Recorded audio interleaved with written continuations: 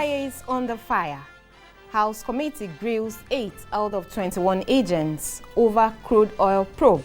Financial data and public concern suggesting positive consistencies in export declaration, weaknesses in the pre-shipment inspection framework, and inconsistencies in the remittance of proceeds acquiring to the Federation. National Assembly digitalizes information units with ultra-modern newsroom for journalists. This studio is therefore not just an infrastructure project. It is part of our broader commitment to building capacity and motivating excellence. Plus, House of Reps holds public hearing on FinTech Financial Regulatory Commission. Of this mandate, it will be responsible for developing performance standards, creating a level playing field, and fostering investments in the fintech sector.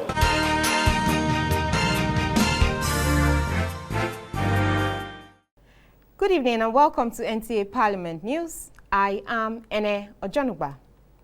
The National Assembly has shifted resumption of plenary from Thursday 5th March to Tuesday 10th of March 2026. A statement signed by the clerk to the National Assembly, Kamoru Ogunlana, urges senators and House of Reps members to note the change as the leadership of both chambers regret any inconvenience caused. Plenary is expected to commence in both chambers by 11 a.m. on the rescheduled date. The House of Representatives is supporting the establishment of the Nigerian FinTech Regulatory Commission, a single independent authority to oversee and sanitize the country's rapidly growing fintech sector. This came to the fore at a public hearing by committees on digital and electronic banking, banking regulations, science, technology, and communication. National Assembly correspondent Isa Mohammed has more. Financial technology fintech refers to the use of technology to improve and automate financial services, making them more accessible, efficient, and convenient. It includes services like mobile payments, digital wallets, online lending, cryptocurrency, among other opportunities. The Speaker of the House of Representatives, Abbas Tajuddin, who represented by Adebayo Adepoju, said the proposed commission aims to address concerns around consumer protection, financial stability, and prevent fraud. Part of this mandate, it will be responsible for developing performance standards, creating a level playing field, and fostering investments in the fintech sector. Our objective is to craft a law that promotes innovation while safeguarding systematic stability. For the sponsor of the bill, the Nigerian FinTech Regulatory Commission, when established with market value projected at $230 billion. The FinTech Regulatory Commission, if established, will enforce standard rules, codes of practices for operators and investors. For the customers, the Commission will adequately protect them from digital frauds and build their trust in digital platforms. FinTech remains firmly committed to full regulatory compliance, consumer protection, financial system stability, Nigeria's financial inclusion and digital economy. Stakeholders believe that the Commission will operate alongside existing regulators like the Central Bank of Nigeria and the Security and Exchange Commission to standardize and create a level playing ground and foster investment in the sector. From the National Assembly, Isa Muhammad, NTA News. The House of Representatives Committee on the Local Content has commenced investigative hearing into pre-shipment inspection of exports and non-repatriation inspection of crude oil exports.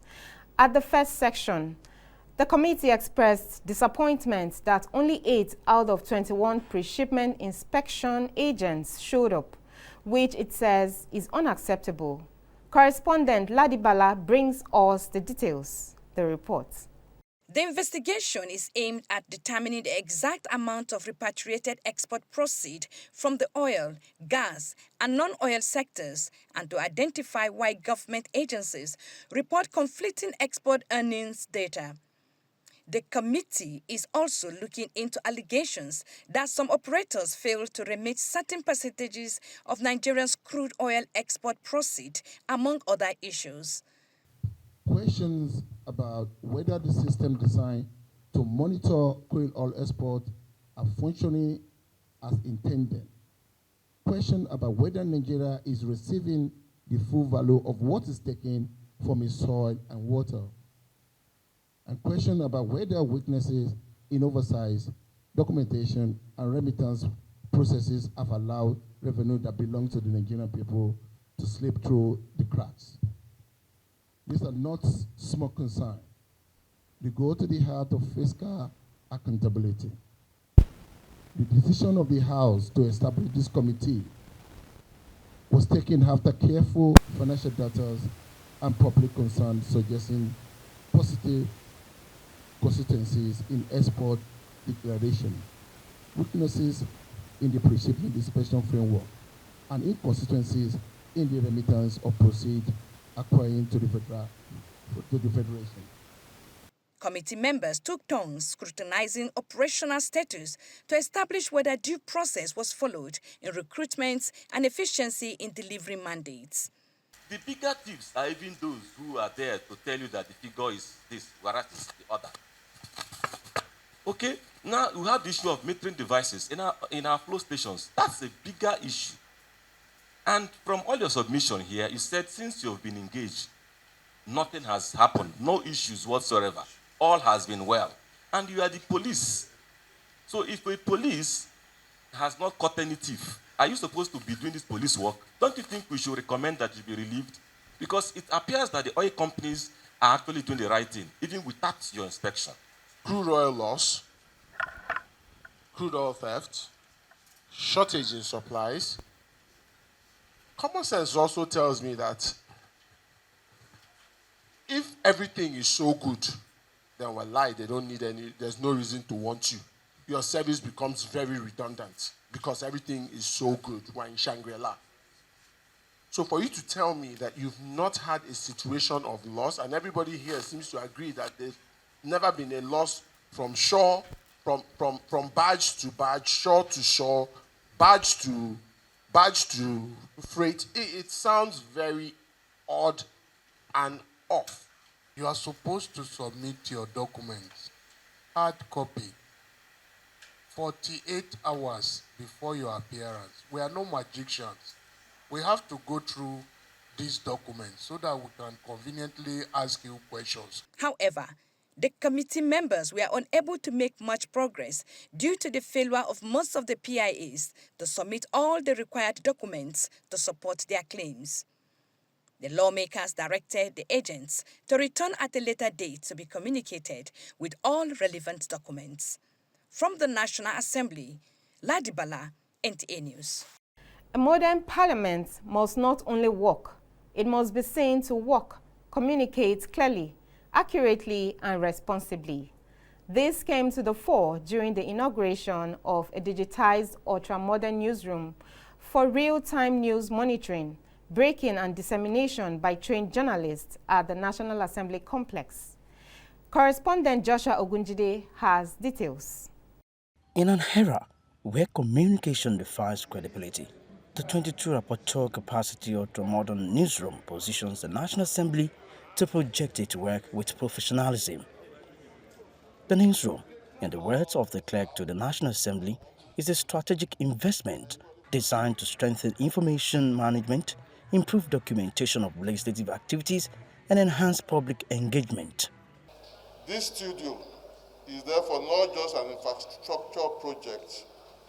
It is part of our broader commitment to building capacity and motivating excellence. We are also intentional in positioning National Assembly as a center of pride and national significance.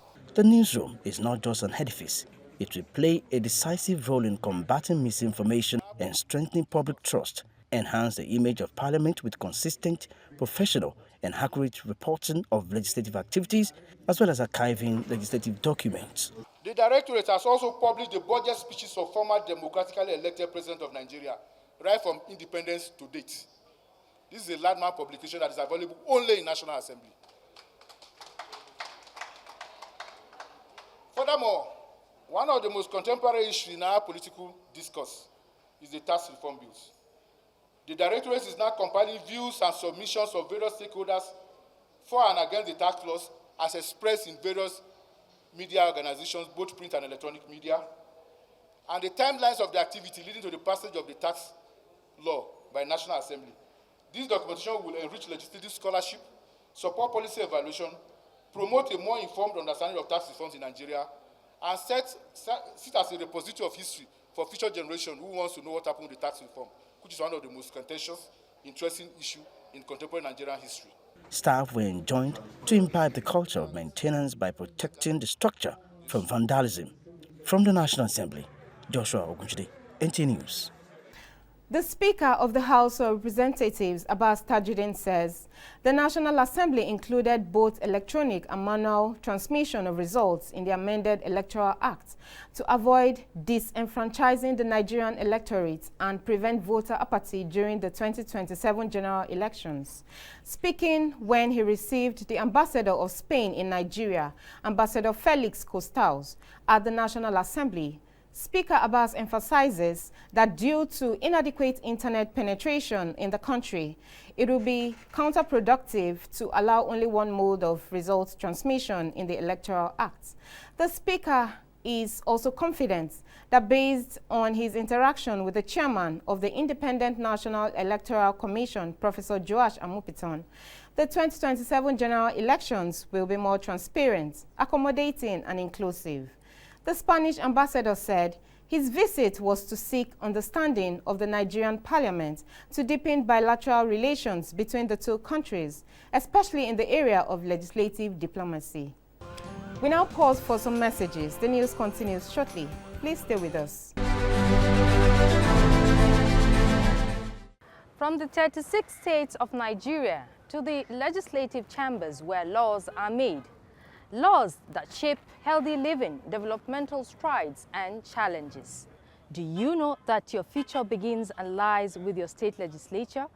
Stay informed, stay educated, stay connected, and stay empowered. It is a weekly affair where we keep you abreast with legislative stories that matter. From the state assemblies, only on NTA Parliament. Join us via DSTV, GoTV, StarTimes, and free-to-air platforms. NTA Parliament, strengthening Nigeria's democracy.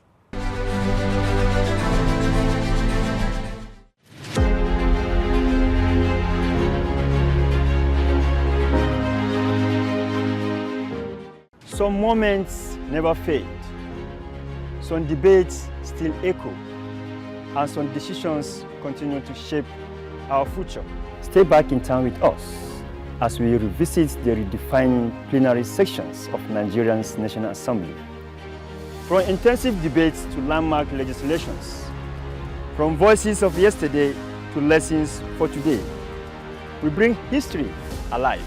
This is from the archives, where the past speaks to the present, and history guides the future.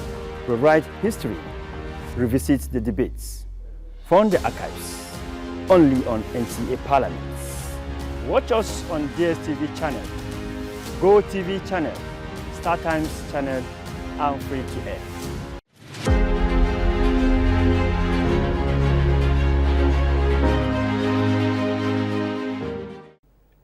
You are on to NTA Parliament News, reaching you from Nigeria's capital city, Abuja. Thank you for staying with us. The leadership of the National Assembly has reaffirmed that Nigeria's unity is non-negotiable despite differing faiths, as belief in God should be a symbol of strength, not basis for social, political, or religious conflicts.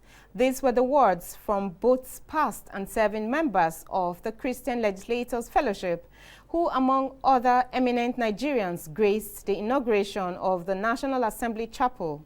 Joshua Ogunjide has details. The fellowship has grown into numbers over a couple of decades. While the conception of the design of the chapel became a turning point, when the foundation was laid on the 24th of May 2019 by the Speaker of the 8th Assembly, Yakubu Dogara. Fast forward to 1st of March 2026, the 750-seater auditorium is now being inaugurated deliberately for the Fellowship's weekly prayer and to host annual national prayer breakfast. We are going to get to a point in Nigeria where the formal analysis will really not be the issue whether one is Christian, a man, a woman, a Muslim. The agreed lawmaking must be guided by conscience, anchored in obedience, and pursued by prayers, just as repentance and worship with fear of the Most High and unity in democracy are key to a well-forged nation. Why then should we not pray? We gather in humility, knowing that while men legislate for a season, God legislates for eternity. Nigeria needs legislators who pray. It needs men and women who enter these chambers not with self-interest as their compass, but with a genuine fear of God and love for country. The only thing that can keep God's presence here is unity. Even Christ's governing passion when he exited his ministry was unity, the last prayer. The efforts and commitment of the likes of late Senator Uche Chukwumerije, Tunde Akogum, Florence Akinwale, Benny La, and a few notable others were recognized in the realization of this dream of having a structure like this one.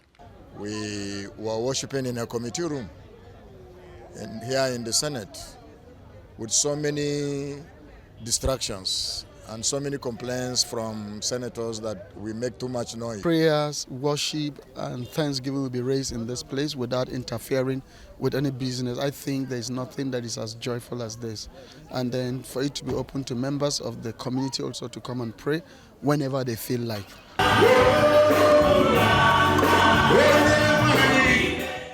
From the National Assembly, Joshua Guchide, NTA News. Now imagine if the Africa Continental Free Trade Area after fully takes off, providing a corridor to the economic development of Africa, creating a single market among 54 countries of 1.3 billion population. What did you expect? This forms part of discussions at the opening of a 3-day capacity building for lawmakers and legislative support staff on national implementation of the agreement organized by NILS in collaboration with the United Nations Economic Commission for Africa. Muhammad Rabiu Ali tells us more. The Africa Continental Free Trade Area represents one of the most coordinated and transformative economic initiatives in Africa's modern history, creating a single continental market of free movement for goods and services. However, this opportunity, experts say, can only be realized through deliberate, coherent, and sustained national implementation measures. Legislatures are central to domestication of the international agreements, the enactment and amendment of enabling laws, effective oversight of executive implementation, budgetary appropriations, and the protections of national interests within the AFTA framework. AfCFTA implementation is unthinkable without your active leadership, legislative action, and constant oversight. Stakeholders believe that the success of AFTA implementation in Nigeria depends largely on informed legislative actions, institutional coordination, and political will. The 10th National Assembly stands resolute. We shall support reform that enhance Nigeria's strength within the AfCFTA framework. We shall promote industrial growth, we shall defend our sovereignty, we shall advance social inclusion, and we shall do so not timidly, but with conviction. As a continent, we have so much potential. We are just not imagining it and harnessing it. But when all this is done, 90% of intra-African custom duties would have been removed. The agreement has represented a bold step towards realizing a unified African common market. It promises to boost intra-African trade, attract investment, drive innovation, empower micro, small and medium enterprises. Participation in the African Continental Free Trade Area represents a bold step towards deeper regional integration. economic expansion, and sustainable development across the African continent. The African Continental Free Trade Area is more than a trade agreement.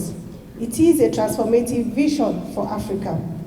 It seeks to create opportunities, stimulate economic activities, and open new markets for businesses across the continent.